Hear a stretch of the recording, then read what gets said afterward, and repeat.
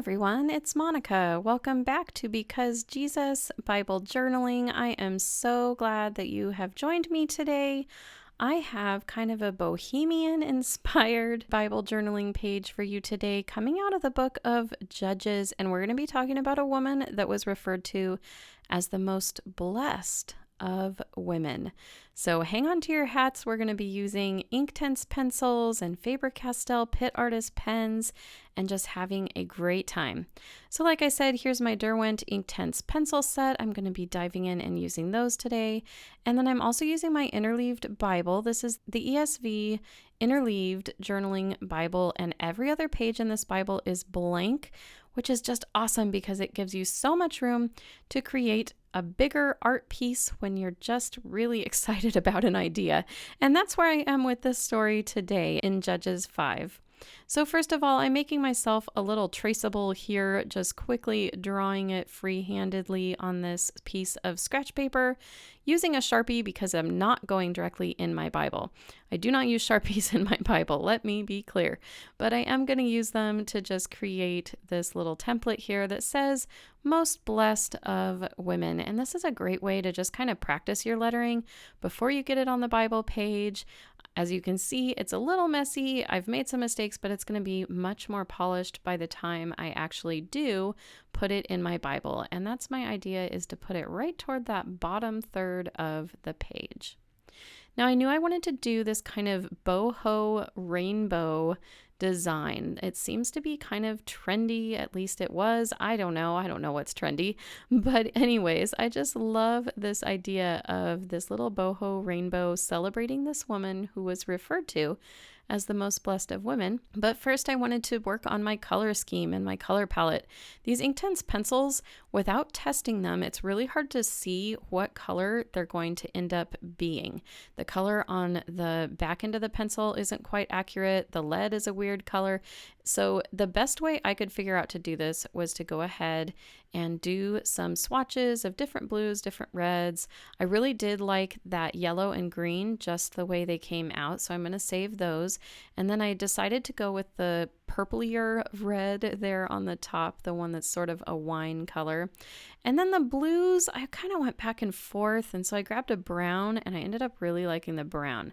So I just scrapped the blues all together, stuck with these 4 colors here that I've circled. And those are going to be kind of my color scheme for this page. So as you saw earlier, I just sketched really quickly with an erasable colored pencil the shape of a boho style rainbow.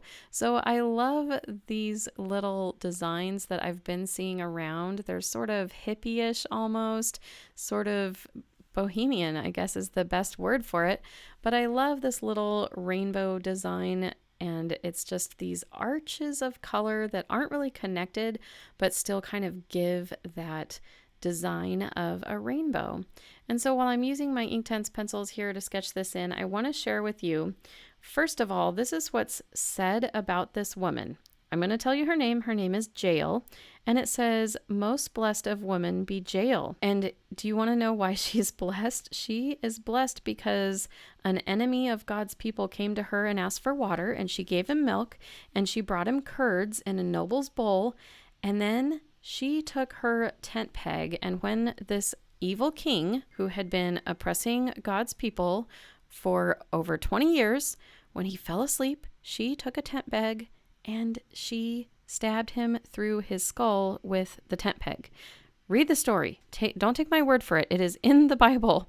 And this all has to do with this time where Israel was just in a fetal position. They couldn't really get going. And I heard some teaching on that recently, and that's how the teacher explained it. They were in a fetal position. They couldn't get going. They were oppressed by this evil King Sisera. And so Deborah rose up and she asked this guy to go take care of him. And he was like, I don't know. I'll go if you go. And so she said, fine, I'll go with you. But now, because of that, actually, he's going to be taken by a woman. A woman's going to be the one to conquer Sisera, this evil king.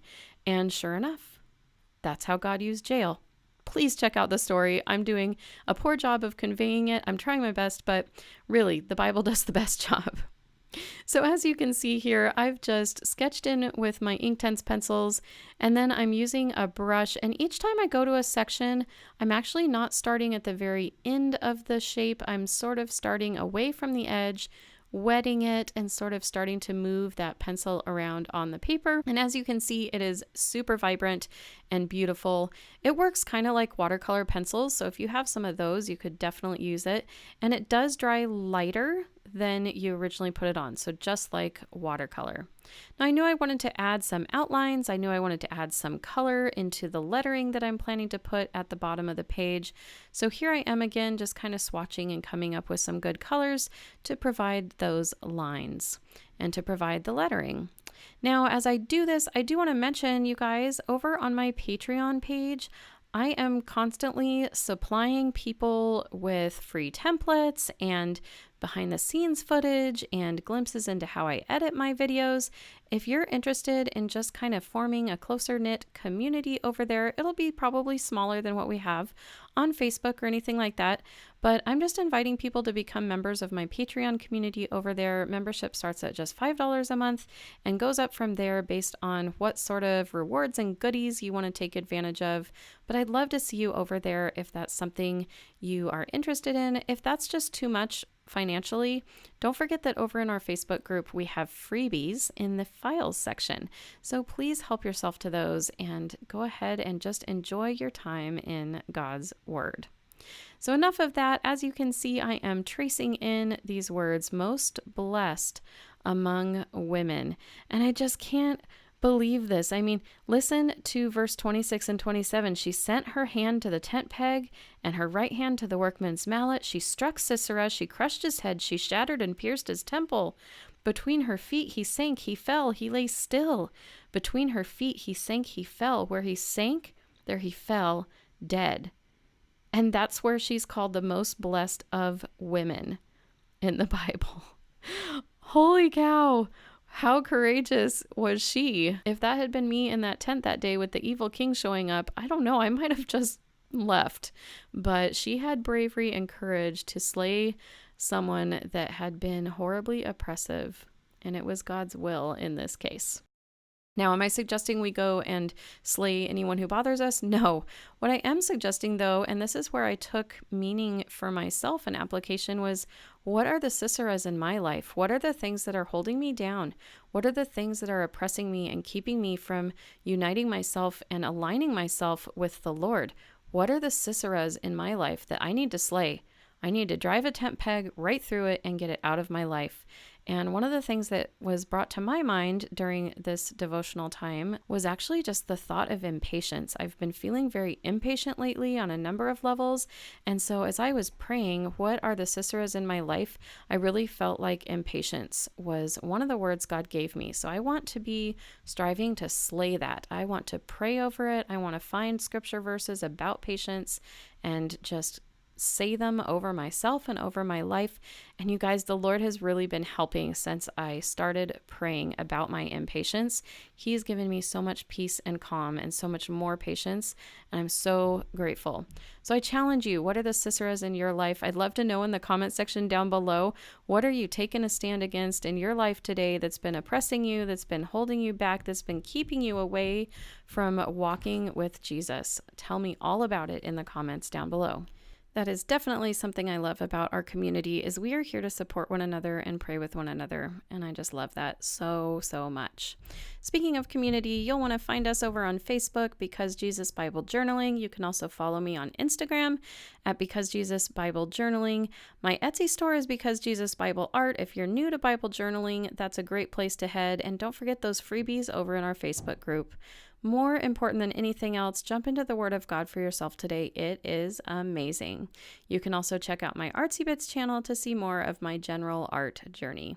Have a great day. See you next time.